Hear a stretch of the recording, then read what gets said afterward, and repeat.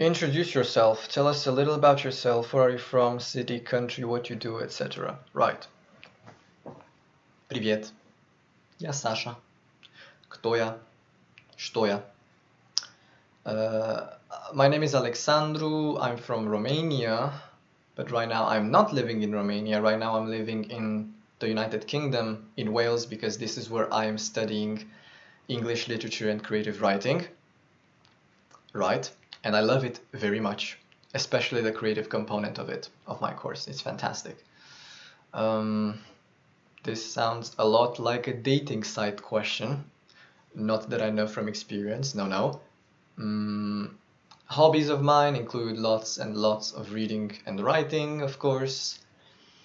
And with reading, when you're a literature student, it's a bit of a weird relationship because, you know, when you are at school and you study a Joseph Conrad novel, or you talk about post-structuralism theory for 2 hours a day, even more than that sometimes, or you have a Shakespeare play to dissect and you come back home mentally exhausted, the last thing you want is, at least for me, the last thing I want to see when I come back is a 700-page towering volume of Anna Karenina.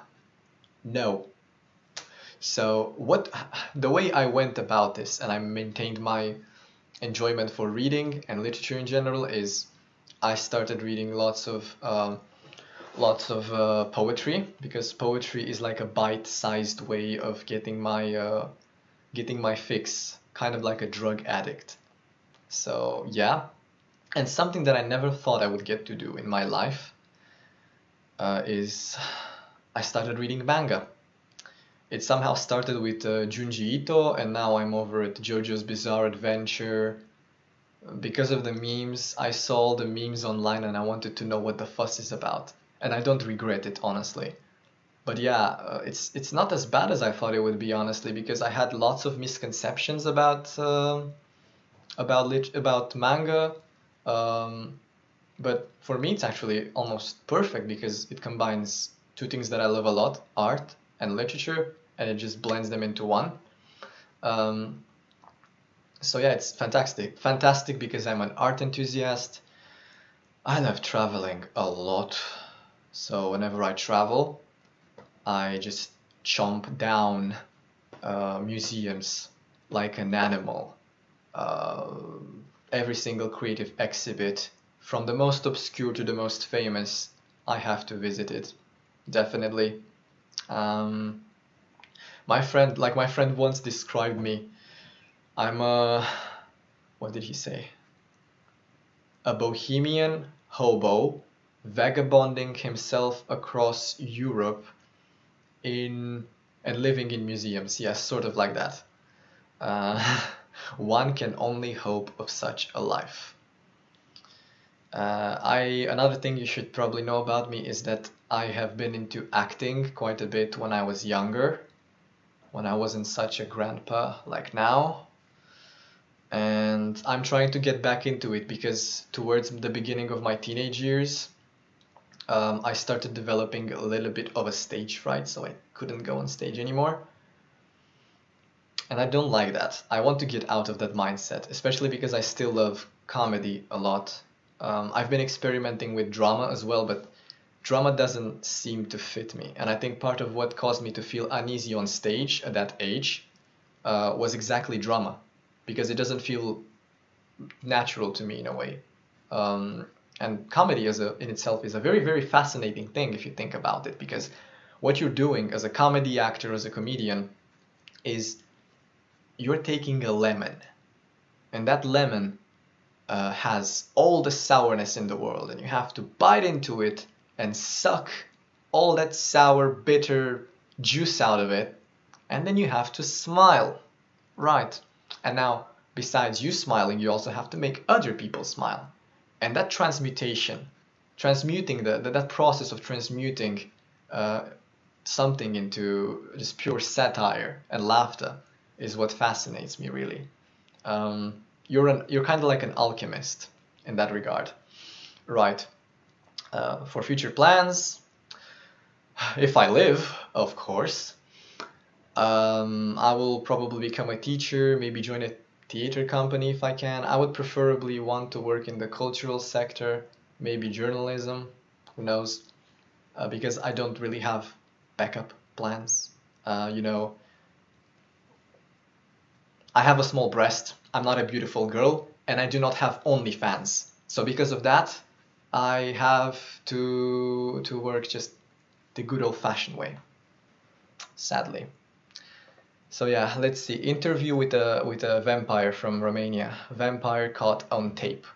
Second question. Give the definition of the following terms. Okay, so order.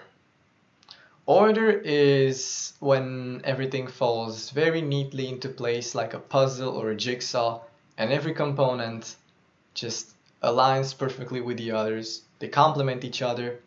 The individual pieces make it something beautiful to behold, just something that makes sense to you and isn't in conflict with either your principles or your outlook or the way that the world is, you know, just everything aligning itself. Harmony, essentially, harmony. Harmony, which in my room it's kind of missing right now when it comes to order, but yeah, harmony. Next up, freedom. Freedom is the fundamental right and principle on which people are given just free course to do whatever they want, as long as it harms none, right? So if your kick is, you know, to put on cat ears and go making cat sounds around the town square when everyone is there, you can do that. You will probably be judged, but you can do that. And the very thing that you can, the very fact that you can do that without being infringed on dangerously is owed to the principle of freedom. So yeah, it's about spreading your wings and flying as much as you can, as long as you don't violate someone else's rights. Next word, God. Semantically, God means divinity to me. A divinity, not the divinity, because I don't have a good relationship with Christianity. I'm just exploring different kind of belief paths to see what makes sense to me, what aligns with myself at the moment. Spoiler, nothing really aligns with myself at the moment. So I'm just taking bits and pieces of different belief systems and combining them, that sort of stuff. But God is divinity. And because I kind of walked my own way away from a lot of the Christian principles, for me, a God is an aspect of divinity. So it's not the stern father figure that holds you, that stays behind you and watches over you, as you would think of it in Christianity. I think of it as something more like a mentor, a mentorship figure, companionship, if you will, not a father figure, because the role of having a father figure that is, you know, all-knowing and all that has always been a bit, I don't know, creepy to me, I guess. Human being. Human beings are wonderful little creations that result from taking all the misery in the world, all the happiness in the world, things that make us smile, that make us cry, all those things just mixed and blended together make us human. All the negatives as well as the positives. We are bigger than the sum of our parts, yes. Now, we are divine creations in that sense. But this is the whole point of defining a human being is a bit, you know, iffy and hard to do. It's a lot more abstract than, for example, defining freedom or God, at least to me. Morality. Morality is the principle on which we judge other people's actions or events that happen around us. And it's kind of like our lens in that sense, our outlook on what others do and how it affects us, the people around us. And I believe there is a component on it that is central to everyone. So you could think of it as being a core, right? The core of morality. And around that core of morality is your own version of morality. So those are the things that you have built up for yourself along your life journey, or whatever you want to call it. And those are the things that you may or may not have in common with other people. But the core principles are something that I feel every man and woman alive has. For example, I hope that everyone agrees that killing people is bad on a morality scale, right? Please tell me yes. Betrayal. Oh, betrayal. So betrayal is essentially taking someone's trust, throwing it on the ground, taking a hammer, beating it a couple of times, and then pissing on it for good measure as well. That is what betrayal feels like, definitely. Next up, work. Work is the act of converting labor into a product. Whether that be for your benefit or for someone else's benefit, that is sadly another thing completely, because not all people work for themselves, sadly, and you cannot always see your result.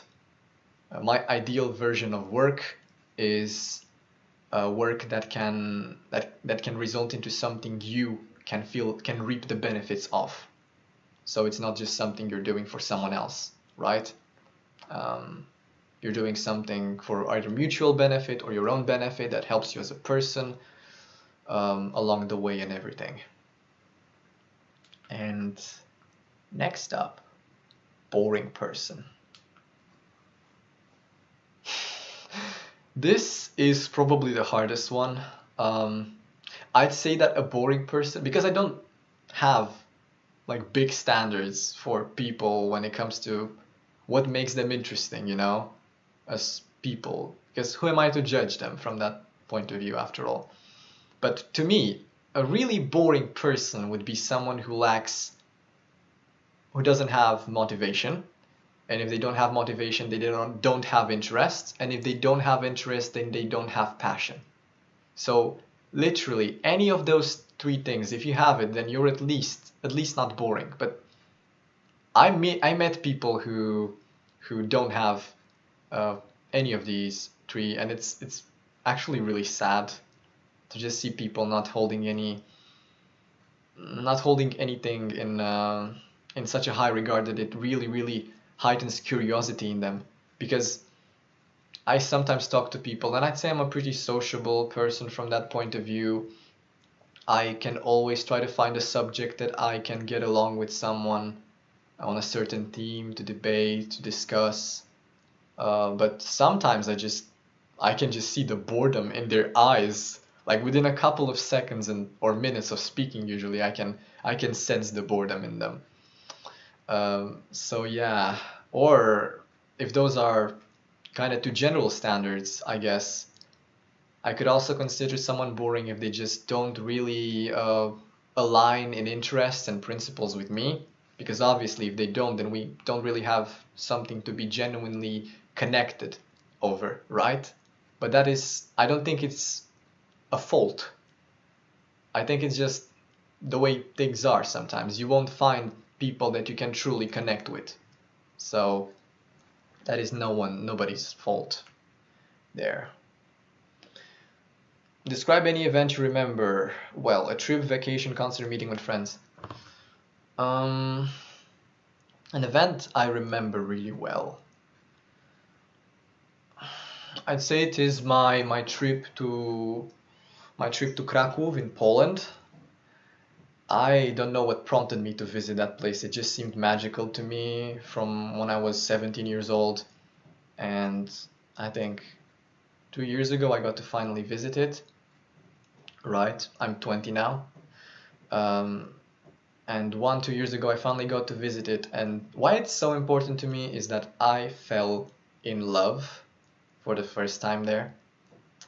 And why is that is important to me is because I saw it as a development stage in my life, right? So it was not infatuation. The moment I fell in love with someone there, I knew it wasn't the same feeling that I had when, for example, I would see my art teacher that I've had an infatuation for 4 years, right?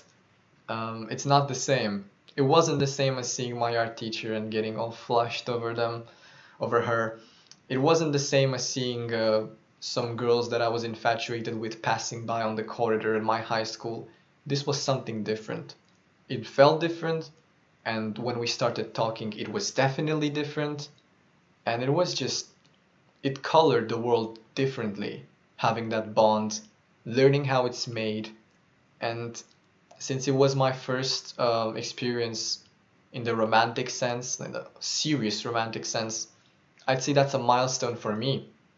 So I always remember that trip because it was kind of like a pilgrimage, if you were to call it. Yes, I enjoyed myself, and it was perfect. I enjoyed myself, and I also got to learn more things about this mysterious thing called love and life in general. So it was a win-win-win situation, right? Visited museums, had wonderful dates with the person I fell in love with, and who would go on to become my partner for a couple of months, like up to 8 months or so. And it was a development stage. It was something truly beautiful. I will never forget the scenes from the Socionics gallery, or the conversations we had and everything. What values do you think should be promoted in society? Right. So, I think we need to teach people how to appreciate art more, because it feels like most people are sort of blind to it, or not blind, because I don't really like that term, but they just simply do not exactly know how to look at it, or take it for granted. Yeah, that is a much better way to say it. They take it for granted, and I don't think that should be the case, because you will come to one point in your life, right, when you will notice slight changes in the way art is. And because of that, you might lose the very thing that you took for granted. I'm seeing it happening nowadays with a very, very violent politicization of art. So it feels like people are desperately trying to fit politics into every single form of art.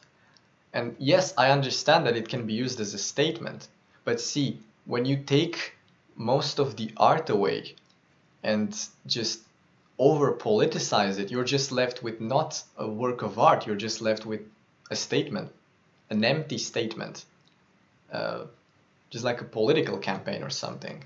I really don't like that subversive way of doing art. Independence as well, I think, is a big one, and it ties into art the way that, nowadays we have lots of people that seem to advocate for that belief that everything you do can be art or stuff like that, and I disagree with that definitely, because again, I feel it's very subversive, and it annoys me to an extent, because you see, art, they're trying not to just do art that subverts art, they are trying to subvert the concept of art, and that is very dangerous, because you see, you have in front of you a banana and it's yellow. You see it as yellow, you know it has to be yellow, and then someone comes up to you and he gives you glasses glasses that make you see bananas pink, right? And then you put them on, and from that moment the bananas are pink, and you cannot really say anything because the bananas have to be pink according to your new view. Now I would much prefer for someone to take the banana out of my face and just replace it with a pink one. Why? Because then I at least know that bananas are not pink, you know? I feel like it's way more dangerous to get into how people are thinking and change that rather than trying to change nature on a physical level. So the ideological kind of implications that this war on art has are very, very just scary in a way. So I think those should be promoted more. So independence in thinking and a deeper appreciation for art, if that makes sense, the way I worded it. I think I skipped the question. Yes, I did. What events of modern world disturb you most? Why? What do you think has to be done to fix the situation? I think I kind of answered that in the previous question as well. Because again, it disturbs me that someone just wants, that the sheer idea of someone wanting to rewire your brain, you know, just feels dangerous to me. And besides that, I'd say extreme acts of violence. You know what I'm talking about. People killing other people and everything. Do not condone it at all. And what we can do to fix it is, see, violence is a labyrinth. And this is only a pet theory that I have of mine now. I am not a psychologist, of course, blah, blah, blah. This is only a mere pet theory of mine, a suggestion, something that I've observed throughout life so far. And what I think is, you know, you cannot, it goes without saying that every person will have the slightest violent impulse in his psyche, in his mind. And you cannot smother that, right? You cannot make it disappear. You cannot make it go away. You cannot wave a wand and say abracadabra and every violent impulse of yours will just disappear. But it can only be repressed. It cannot be vanished. It can only be repressed. And the more it is repressed, the worse it gets for you and for other people. But there are healthy ways, in my opinion, to deal with those impulses. For example, of course, you can say what you want about this, and I think a lot of people will be maybe opposed to the idea, but I think violent video games, to a certain extent, are beneficial to smothering, to channeling actually, because you can smother them, to channeling the violent impulses that you have. So shooter games like Borderlands 2, Borderlands 3, Destiny, stuff like that, you know what I'm talking about. It helps you get out of your system things that, if not given the proper attention, could just make life very miserable for you and people you love, and could make you hurt people that you don't want to hurt. You need an outlet for that emotion, just like man needs an outlet for his feelings all the time. And yes, the main argument here is that, oh, but you've seen what people do when they play too many video games. And I say, no, that's not because of video games. If a kid goes crazy and he just goes full ape rage on his parents or his kids at school because they, like, for example, took his phone or his laptop and they don't let him play video games anymore, then that is another problem. It is not video games who made him go crazy. It's addiction that made him go crazy. And addiction in itself arises from other issues, which in turn have to be fixed, right? So yeah, with violent impulses, you can give people proper sexual education, for example, to teach them how to manifest those impulses in bedroom rather than punching everyone they see on the street, maybe, or going to wars. So yeah, the main morale here, ladies and gentlemen, is make love, not war. This reminds me that I saw a documentary about the Euromaidan protests in Ukraine a couple of days ago. And there was that frame of a couple, a guy and a girl, with flower crowns on their head, kissing in the middle of the crowd and the riot police. That was touching. That was very, very touching. I liked that scene. Yeah, summary: disturbing things in the real world, trying to intrude on someone's thought process and trying to rewire his brain. I find that disturbing, and as well as extreme acts of violence and just violence in general, I guess. Violence that isn't used properly, if you can call it that. And when talking about this, I feel like I need to make another mention. When talking about what is disturbing in the real world, I feel like disturbing is a very strong word here. It evokes a certain reaction to it. Whereas if you try to look at the world at large, I had to think for quite a bit when I was talking about now the things that I found disturbing. So it took me a while to think. Because in general, I think the world we live in is not that bad of a place, really. They say if you compare things, comparison is the killer of enjoyment. But in this case, I don't think it counts. Because compare your life today to, for example, I don't know, 19th century, kind of like that. Compared to that, you know, you cannot die of just a simple toothache. You have a lot more rights than you did back then. You have a lot more opportunities for development and realization. Back then,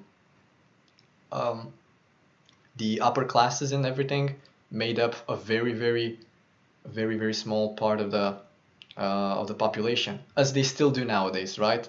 But back then, they didn't have, the population didn't even have the right to educate themselves in true spirit, you know, to realize themselves. Nowadays, I'd say, well, it is not something magical that you can just, I do not believe in the principle that with enough work you can do anything, because it's very circumstantial. It depends on a lot of things, actually. You have to do what you can do with what you have. And nowadays it is a lot easier than it was back then. That's the point. You know, like Monetochka, like that Monetochka song. В 90-те убивали люди, и все бегали, абсолютно голые.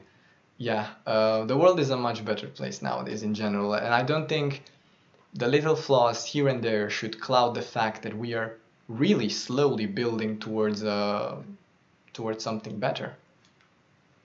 Next question. Hold on, because I'm blind. How do you feel about the fact that the borders of various states continue changing in the modern world through wars and revolutions? Are these methods justified in your opinion? No, especially wars. A big no for wars. I don't think anything justifies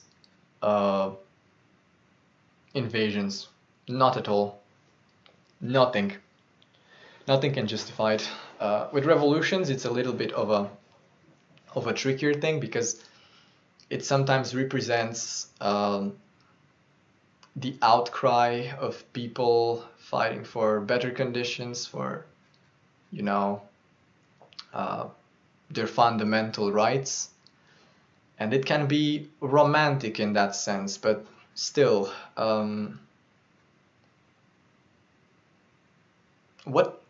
what's worth that if it results in the loss of human life, you know? Because I believe there are ways to cause a revolution without getting your hands dirty too much. Структуры не выходят на улицу. So if you want to wage a war, you can do it culturally as well without the use of guns or extreme violence, like I said, because that is, in the end, that is not favorable for anyone. People are just going to count up the losses more than the wins. And I think art can change a lot more than just violent upheavals and revolutions in general can. If you look at history, I believe it teaches us that we kind of end up in the same place where we started from if we do not approach revolutions properly. And I think they will never be approached properly because of their violent nature. So yeah. Up next, tell us about the people around you. How can they be described? People around me. I don't know if this refers to people around me like right now in general, or just in general, how the people are, what the people are like to me, the kind of people that I hang out with. So if it refers to that, then I'm going to say that in general the people that I'm with around me are pretty funny. We at least have at least a couple of common interests. They're nice, I guess, because why would I want to have around me people that are not nice, But yeah, this question is a little bit confusing. I'm not exactly sure what it refers to, so that's it. Do you have the inner circle people? How it is formed? What kind of people get to your circle? Yes, I have an inner circle, but it's not like a cool kids club or an aristocratic society where we sip tea and talk about the latest Victorian trends. Nothing of the sort. It's just people that can, well, my inner circle is formed mostly of people that I call true friends. So those are friends that have went through a lot with me, that are willing to go through a lot with me, to listen to me as much as I listen to them, to go through the tempest of life together and everything. It's not a tightly knit circle. I think I'm pretty permissive and tolerant when it comes to who gets into my inner circle. If you are having some of the same interests as me, again for cohesion, are willing to discuss ideas with me, if you are willing to support and to let me support you, then you can get into my inner circle. That's it. You get a pass. You get your inner circle pass from me, sort of to speak. Have you ever had real friends? Tell us about them. What kind of person you could call a real friend? Again, yeah, this is exactly what I spoke about now. Real friends are, those people that, like I said, listen to you as much as you listen to them. Discuss everything with you. That there is no sense that what you say is judged as wrong, or even just judged, it's an unrestrained environment where you can be unapologetically yourself. And the thing with this is that I myself have taken a nomadic approach when it comes to friends. So I'm pretty open with people. But despite all of this, I feel lonely a bit because it's hard to find people that really, really align with you and bond and just really, really make sparks fly, that kind of stuff. And I've met such people in my life once or twice, but the thing is that they don't seem to last. And it is pretty sad, I guess. I guess this is because I compare myself to other success stories, which is not what I should do. Because I know people who know other people that are their friends, and they've been best friends since they were 9 years old, and they had no arguments, and everything is fine and beautiful. And then there is me, who did not really have such a friend. And so far, from the distance, the psychological distance of people, I cannot say that I have found such a person yet. There are varying degrees of closeness, of course, but that those real friends are pretty hard to get from time to time, right? Because my flatmate, for example, the flatmate that I live with, which is Romanian as well, so we are real friends, close in the sense that we help each other in a lot of aspects, but it just feels like he doesn't know me well enough, and that is by itself something that kind of kills the chance that he can be a real friend for now. Because, you know, I was telling him about some museums that I visited, and when I told him, he seemed like real surprised. He looked at me as if I didn't look like the kind of person that ever stepped into a museum before. And that's what he told me too. So he was surprised that I actually go to museums. So that was a bit weird for me. Right. Next. Briefly tell us about your outlook on your personal philosophy. Where did it come from? How has it been formed? What has been changed in it over the past 10 years?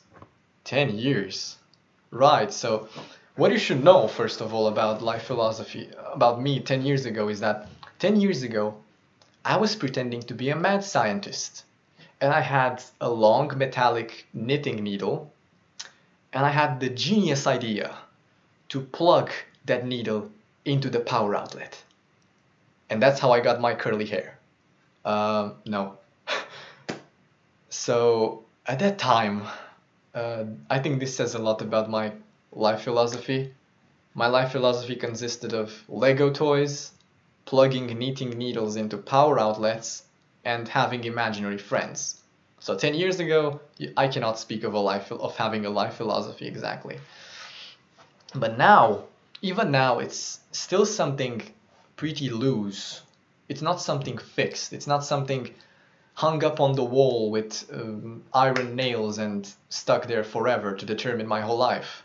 No, it's a very loose set of principles that I have gathered over the course of the years, and it's just about finding the people that I resonate with, interacting with them, and just going through life, you know, springing in the fields of life together, hopping around, making art, meeting new people, unraveling them, and so on and so forth.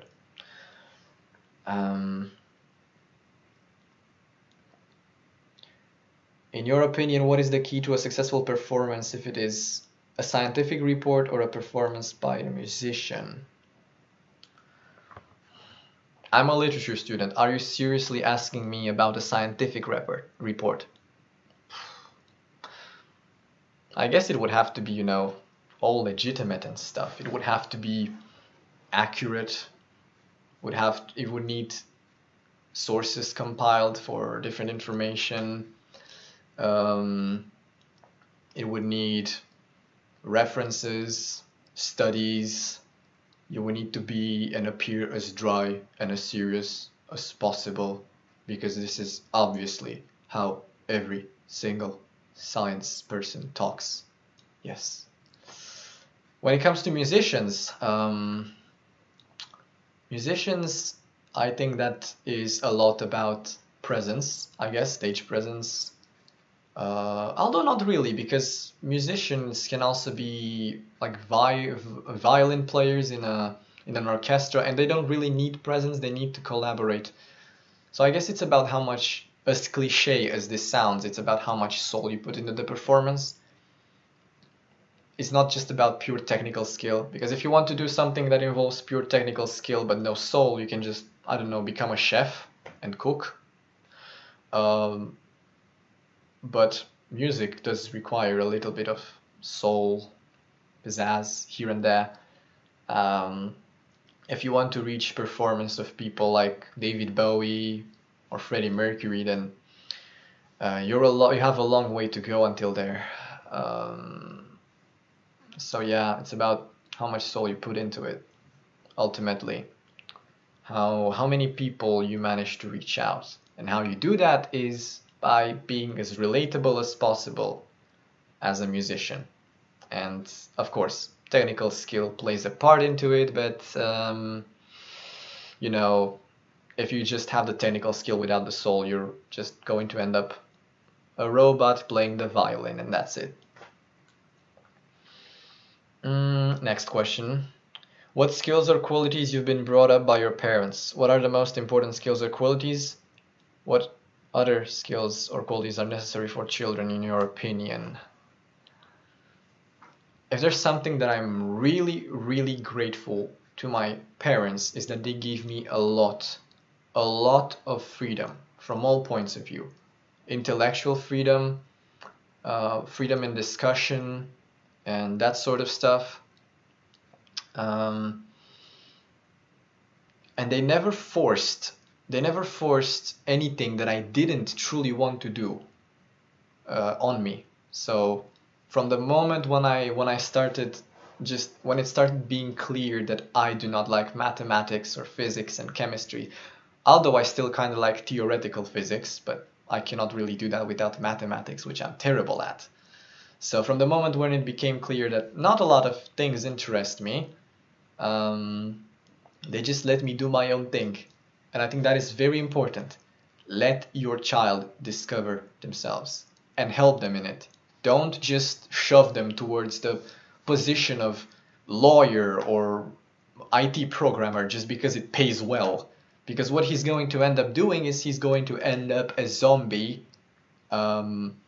just working for money. And that with itself brings a lot of other problems in your own personal life. Because being conditioned to do something is never pleasant. Never. And another thing, this ties into another thing that in my opinion, is important for children. I do not like the way that we treat children as if they are less intelligent adults. So we speak to them in very, very endearing terms, thinking that they don't understand us, thinking that they have less depth than us, which is not true at all. And I know that from experience too. I have personal experience in that whenever I was trying to involve myself in discussions with adults at the age of 7, 8, when intellectual curiosity started to become stronger, and I would just get shoved away. I can't play with the grown-ups, and I think that can be damaging to children. You're patronizing them. I think too much patronizing from that point of view can be dangerous for children. Now, next question, but hold on, because I think I skipped another question. I'm not sure. Yes, I did. I skipped another question. I'm amazing. The question that I skipped is, what trends in society of your country do you see? Now, I'm going to talk about Romania, but I'm also going to talk a little bit about the UK, because I think I have already noticed some patterns of behavior here and there that I can talk about. For Romania, I'd say the main thing that I've noticed is just a total apathy when it comes to many things. And that is very sad. It feels like people are not interested in doing anything, in working for themselves and with themselves. It feels like they don't know what they want. And I guess this is a worldwide problem, but it's still related to my country, to my society in there. It's just soulless, I guess. very, very judgmental as well. I feel like lately the country, society has opened up a bit, but even that, it feels like a bit of an artificial openness, you know? Like, it's like they will listen to you. They will listen to what you have to say, to your ideas, to what you put out there, right? So they will, they will nod, yeah, interesting. But then when they turn around, they'll be like, no. It's a very artificial kind of understanding, which I guess it's better than no understanding. But ultimately, if it's not helping anyone, then why even do it? And for the UK, from the 2 years that I've been here for, what I have noticed is a tendency to suppress your nature and emotions especially, which I find really weird.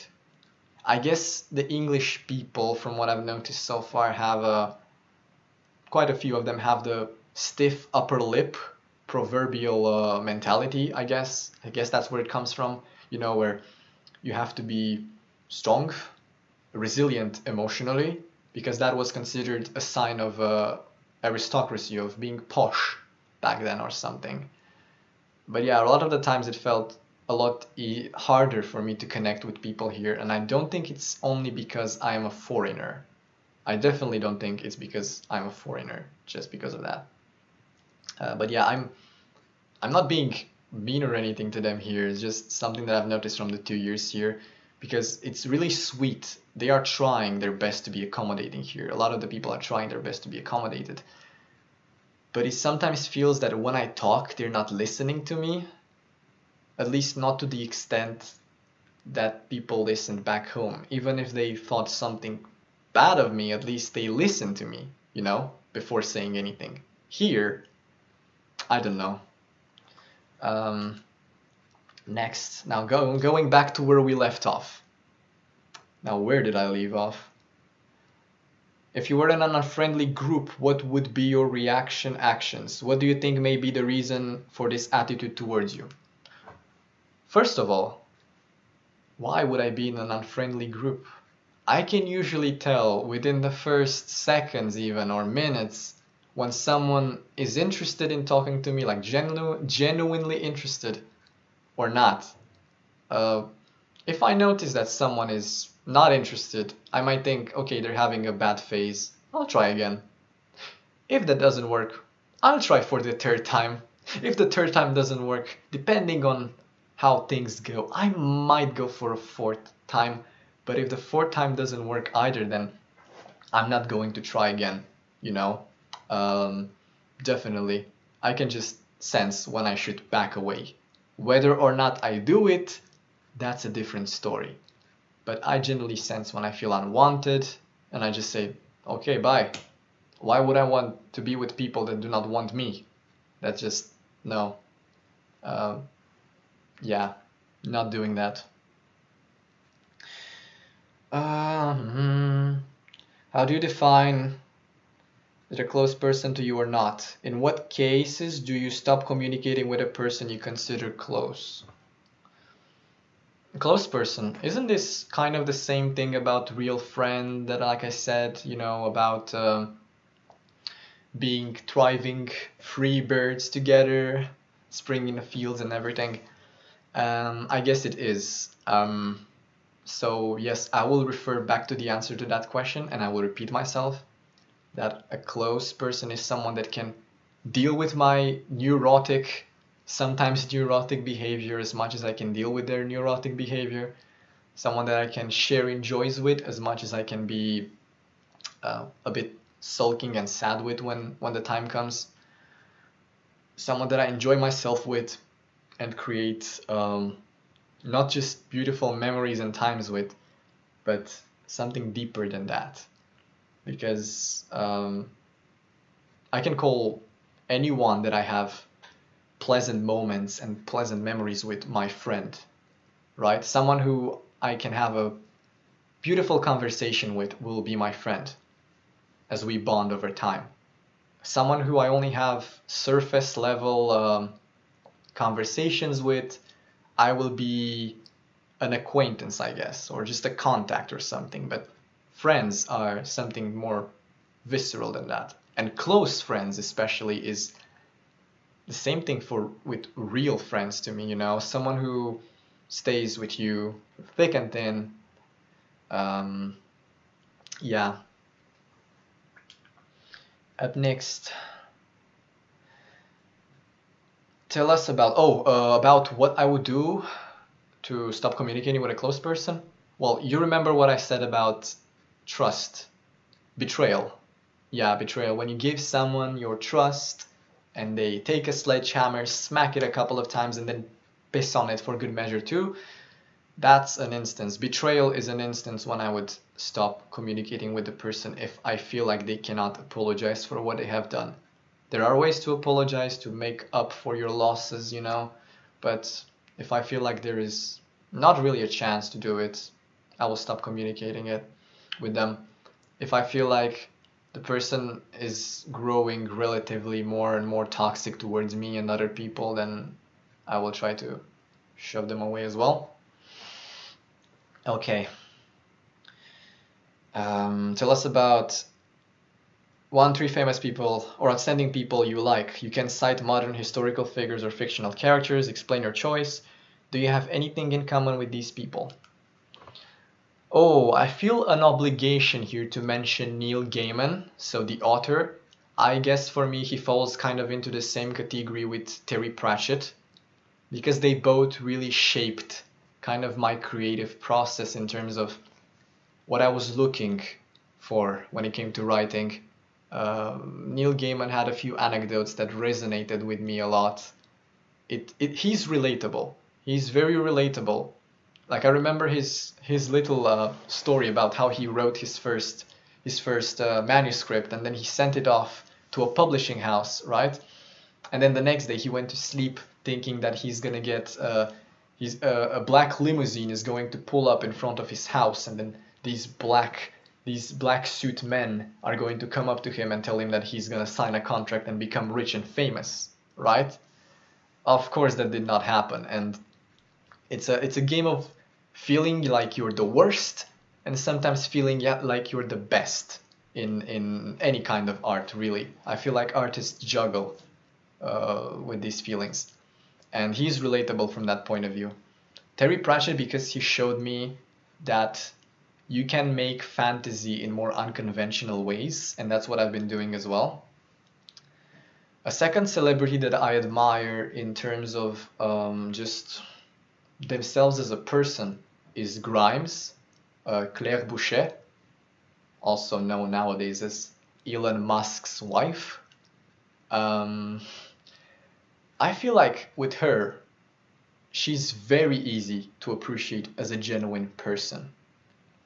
I don't think anyone can accuse her of not being herself or being too facetious as a celebrity. You can accuse people maybe, and I heard people accusing celebrities like Florence Welch from Florence and the Machine for being more inauthentic because they crafted an image for the stage and everything. But with Grimes, I feel like her aura, her vibes really come through as being just her genuine self. And that's amazing to me. It's simply sweet too. And besides that, she's not just all rainbows and everything. I feel like she's a symbol for a certain kind of resilience, spiritual resilience that I admire too. For example, her past, the way that she was able to switch from studying Russian literature to studying neuroscience and then became a musician, that was amazing. Her hard life that she lived in Canada, in frozen apartments, where she witnessed her friends get beaten by drug addicts in opium dens and stuff like that. It's disturbing, but in a way it's admirable. And the third one I want to cite more as a little curiosity, as someone that I have similarities with more than I admire, is Salvador Dali. Now why? And here is an interesting thing. So I've had this practice this little experiment of mine that I've done over the course of my life, right? So what I would do to get inspiration for writing and poems is the following. I would go to sleep at midnight. Okay. Nowadays, I don't really go to sleep at midnight, but I would go to sleep at midnight.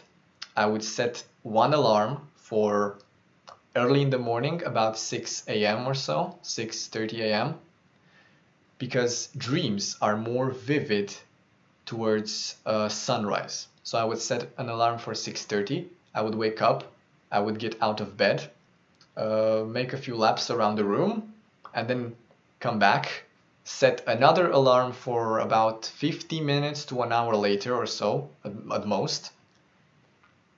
And then as soon as I would wake up, I would take my notebook that was next on my nightstand, and I would write down every single word, every single piece of information that I had from the dream. And then I would come back to those concepts, and they would be my ideas for writing stories or poems.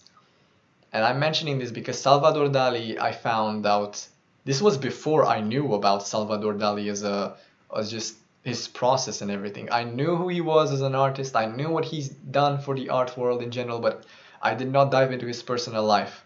So when I dove into his personal life, I was very surprised to find out that he had a pretty similar approach to mine.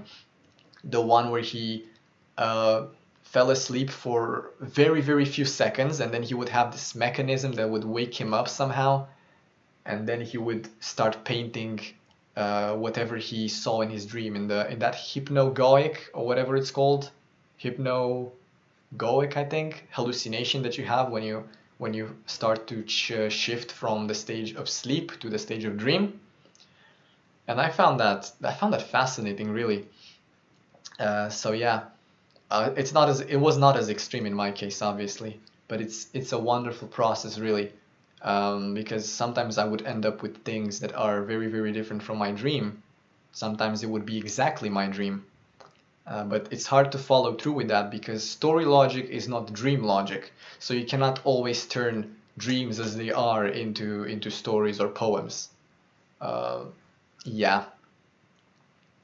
If you were a mayor of your city, what would you do first in this position? What changes would you make to the city? Me? Mayor? Sure, if you want the city to catch on fire or something. I feel like I know my place. First of all, I would not be a mayor.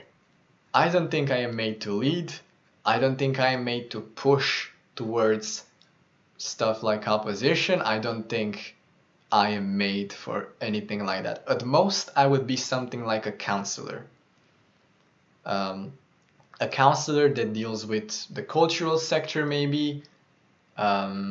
Public relations, probably. I don't know, counselor in general, but not the mayor. I like the people in the city, in my little imaginary city, way too much for me to torture them by being their mayor. I do not want to, honestly. Okay. Tell us about the country in which you would like to live. Explain your choice. What do you like and dislike in your country of residence? So my country that I would like to live in would be ideally, this is something that comes from a dream I had many, many years ago. And again, I wrote it down in a notebook. This is a dream that I had about Tilda Swinton being a war refugee. And then meeting a fisherman who was the son of a fashion designer and getting to live on a lighthouse on an island and founding a city in there. And as vague as this is, now hear me out, okay? As vague as this is, I feel like my dream country would be an island nation, where everyone who wishes to and has something to offer to the community can join. And you have these beautiful quarters all around the city, like the tailor's quarters, the letterman quarters, the artist quarters, and such stuff like that. The aesthetic, I guess, would be something Eastern European combined with the with the Austro-Hungarian Empire, fashion and design, I guess. And that's at least what it was in my dream. Lots of pastel colors, maybe. But coming back to the real world, right? If it's asking me about the real world, it's hard to find a place where I would feel 100% at home. This is why I said that I might live a bit of a more nomadic lifestyle when I grow up. Well, later on in life. Because, see, it's easy to find cities or certain places where I feel like I would like to live. But because they feel like bubbles when compared to the country. So, for example, I absolutely love Berlin. I absolutely love St. Petersburg. The problem is that Berlin is not Germany, and Germany is not just Berlin. Same goes for St. Petersburg. St. Petersburg is not Russia, and Russia is not just St. Petersburg.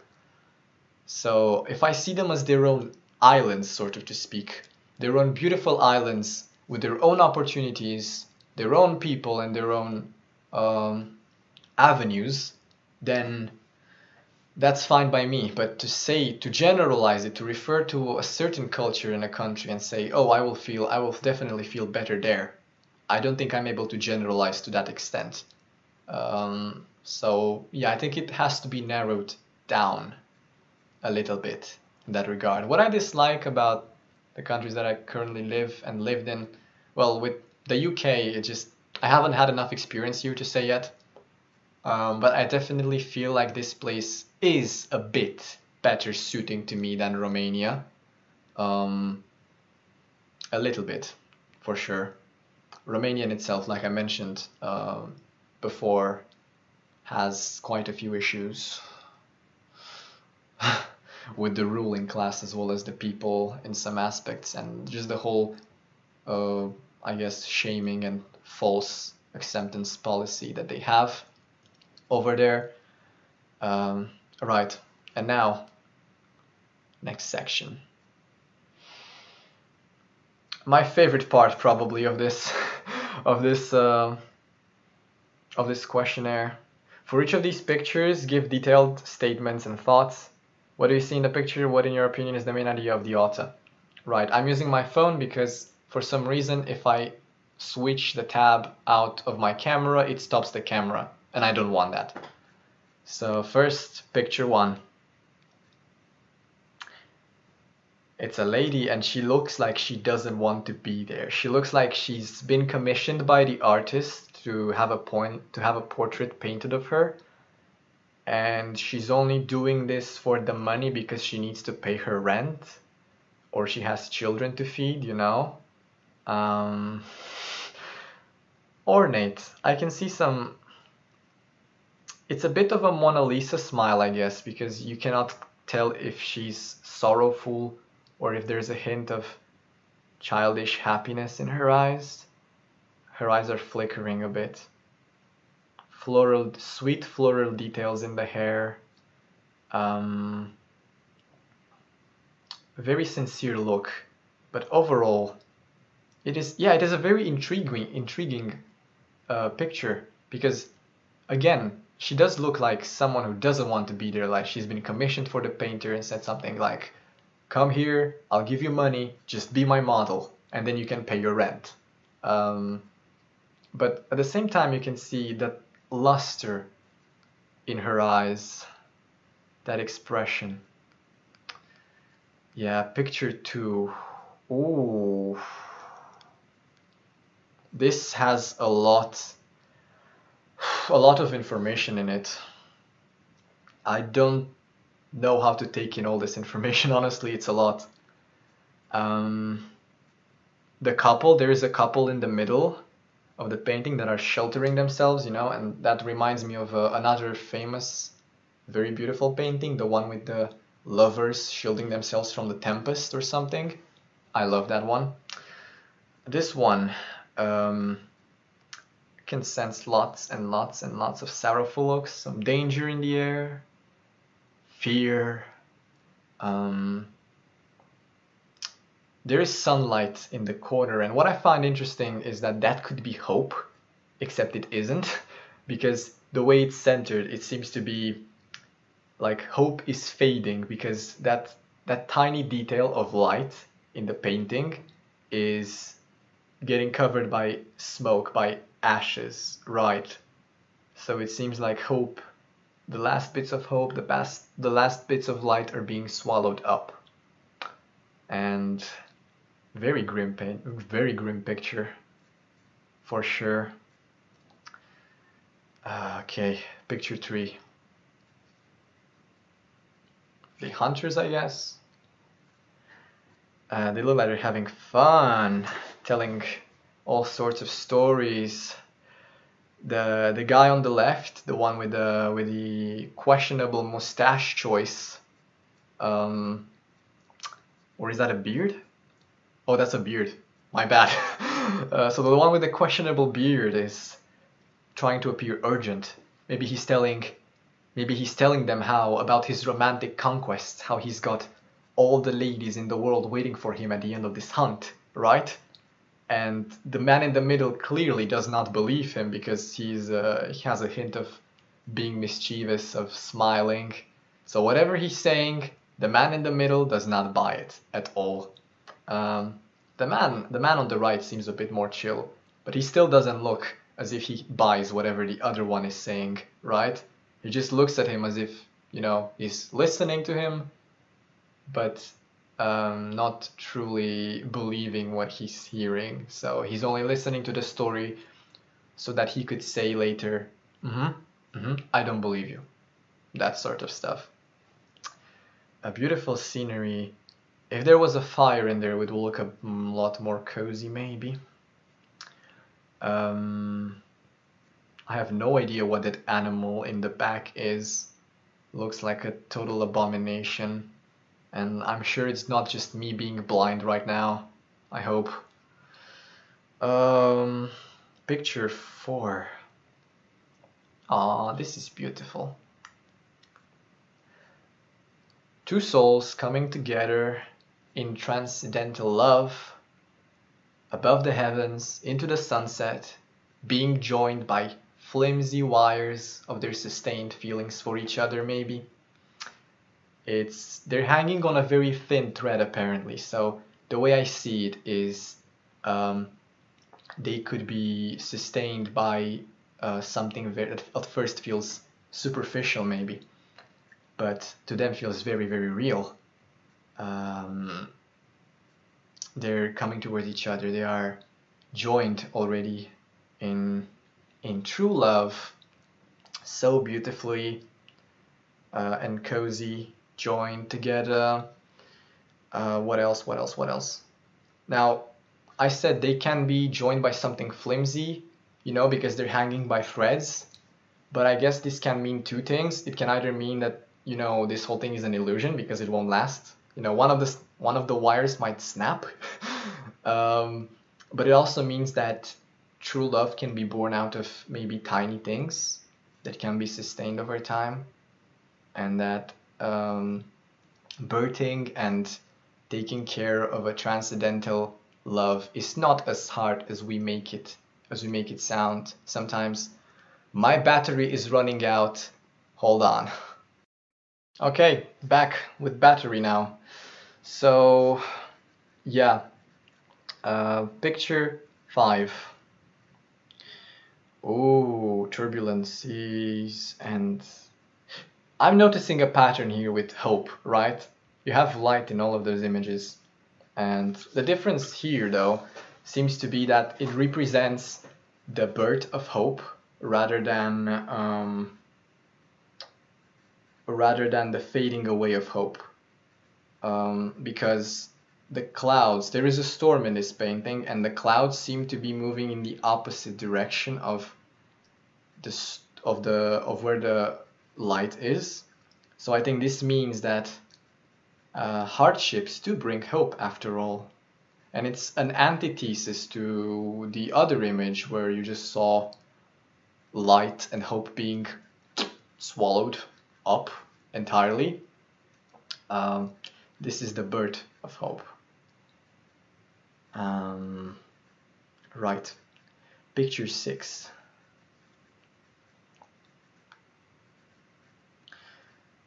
This is clearly my sleep paralysis demon deciding to go downstairs for a little drink before deciding to come back and haunt me.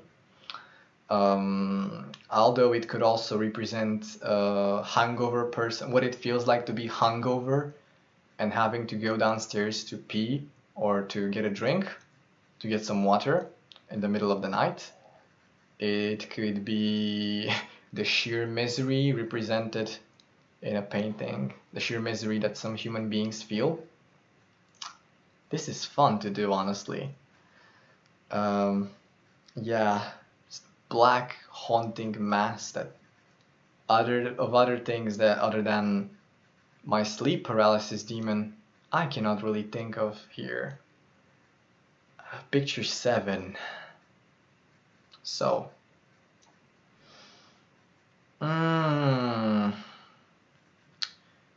tree of life and its whole universe in the middle among its branches, the aspect of the moon and moonlight above it.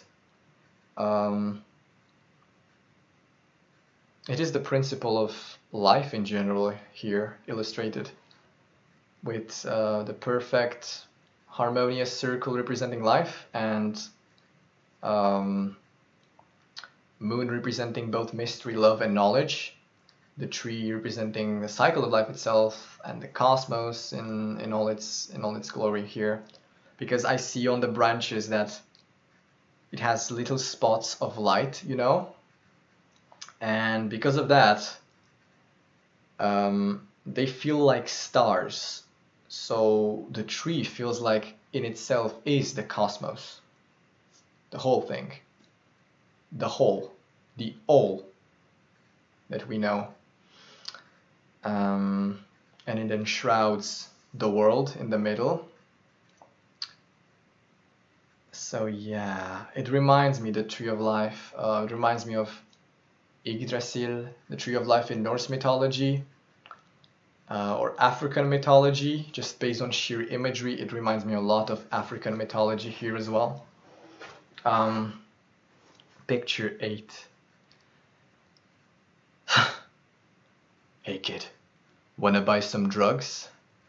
That's the kind of vibe that I get from this picture. It's although I don't think a man that is trying to sell you drugs would look so scared, because he seems not shady. He seems wary. Well, like not wary in the way the drug dealers are, right? More wary that he's being apprehended. A hint of mystery. But it's an inviting mystery, you know. If this guy sold drugs to me, I would probably accept because of how charming he looks. Otherwise, it's certainly dark here. Yeah, that does look like a drug dealer for sure. Picture 9.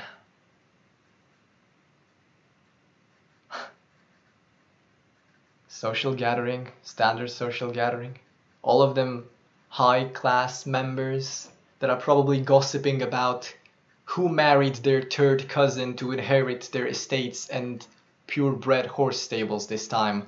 You know, the kind of conversation that you would naturally hear at a nobleman party. They seem to be enjoying themselves. That looks like a very fine collection of spirits on the table. Well, it's only one flask, but since they're rich, I imagine they can afford quite a bit of quality alcohol. Seems very tasty, actually. I'm craving some right now too. Very inviting fashion. If you look at those people, you would not guess just how stuck up they can be as noblemen, right? But I love the aesthetic details in this painting. See, all the paintings so far have not been too aesthetically touching, except for maybe the one with the two lovers. But this one has very, very fine details in it that I can appreciate. and the bottle of alcohol. I hope that's alcohol. I hope that's something like vodka and not water, because I would be very disappointed, for example. Now, I wonder what the man is writing. Is he writing an account on the marriage of his cousin, like I said? Is he declaring a law? Although he doesn't seem to be declaring a law, otherwise everyone would just fall asleep. And although I guess one man, the one on the right, does seem to be falling asleep quite a bit. Picture 10.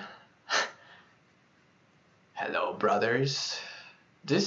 When I was in Krakow, right, so Krakow has, from what I've seen, the fattest pigeons in Europe. And what they would remind me is that they would just, when they flocked together, right, they would remind me of the mafia. The way they just monopolize the streets. It feels like they would bully other birds. And this painting makes me think of that, just kind of makes that imagery resurface in my mind about the pigeon mafia in Krakow. But this is the raven, the corvid mafia. It looks like a coven of witches who turned into crows, and they're now congregating to plan their next step in their evil mastermind ritual or something like that. Definitely. Mafia birds / witch birds. Other than that, I must say I really like corvids. I've loved them ever since I was a child. And they symbolize, to me they're a symbol of curiosity as well as wit. Because I think they're the only birds that know how to steal, and they actually know that they're stealing. So they're very, very intelligent. And I've had an affinity towards birds in general, I've discovered, and ravens fall into their own special category there, definitely. Picture 11. Oh, this feels romantic to me as well. One of the girls is browsing through her albums or diaries, I guess, reminiscing of the good old times when she was not heartbroken, maybe. The lady on the right is trying to seduce the painter, maybe. The lady on the left looks extremely out of this world. It is just a pleasant environment. This is probably what pajama parties or sleepovers looked like in the 19th century, right? You would invite some of your noble friends and have very, very, very clean chastity parties together, discussing about and gossiping about your suitors, what kind of diamond ring you were given by Lord Henry, maybe, that kind of stuff. Picture 12.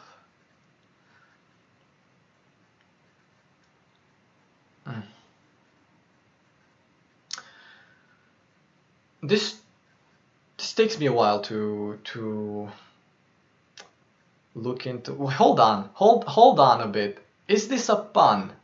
Like, is this wordplay? Because what I'm seeing, right, is a ladder and sea, and then below the forest, right? Or water, forest, whatever it is. I'm not sure if it's a lake, a river, whatever. It's a body of water. And then below it I see like a forest. Is this a pun? Because, you see, forest in Russian is, yes, les. And ladder is lesnitsa, I think. Les, you know, lesnitsa, you know, that kind of stuff. So the first thing that I thought of now was a pun. But besides that, I think it's a very, very clear metaphor, even though it took me a little bit to get. Clear metaphor about how something that seems bland or just turbulent, ugly to you can hide great beauty. In this case, it just requires a little bit of diving below the surface to find that kind of beauty, that kind of depth that you seek. So yeah, be sure to look for beauty and depth into each one of your dark seas, or puddles, or lakes, or rivers. Picture 13. Now, when I first see this has very different tones, I guess, based on the subject. I mean, the woman at the window, is she crying? I don't know. I cannot see if she's crying or not. If she is, this has a very, very different feel to me. It feels like an empty and sad piece, because the room looks quite empty, so it looks like a very empty piece that symbolizes sadness. This transmits lots of sorrow, maybe over a loved one. But if she's on the window and talking to someone on the street, for example, then that's a bit more cheerful. Someone visited her, again, maybe a lover visited her, and she's having the time of her life, chatting with him, discussing everything new under the sun, after her beautiful piano rehearsal where she'd probably dedicate a ballad to her loved one. Even though back then, judging by the fashion, this is when women were not encouraged to do such things, but she didn't care because she's an artistic soul that wants to express her love for her man independently. Right. And picture, is this the last one? It is. Picture 14. Ooh. This is very dark and foreboding. This is probably the most uneasy picture in all of those here, because it makes me feel as if I was there in the painting, in that valley, and I can very faintly hear the sound of doom, if that makes sense. So if doom had a sound, it would be in this painting. It looks like something out of Conan the Barbarian, even though I've never watched Conan the Barbarian. The setting just looks right for it. Or simply an adventure, a pilgrimage, a descent into maybe a descent into the darkest depths of yourself, right? To come to terms with the darkness within, to come and confront those sides of yourself that are not so pleasant, and to conquer them in a way, to make peace with them. Although judging on the figures around the valley, those things, those titans, I don't think they're looking for peace. So whoever that man, the tiny man is, that represents such cosmic loneliness and such helplessness, then he's gonna have a bad time for sure. This was probably the most fun part of the entire questionnaire. I could have gone for ages on it. Yeah, thank you for the opportunity to do this.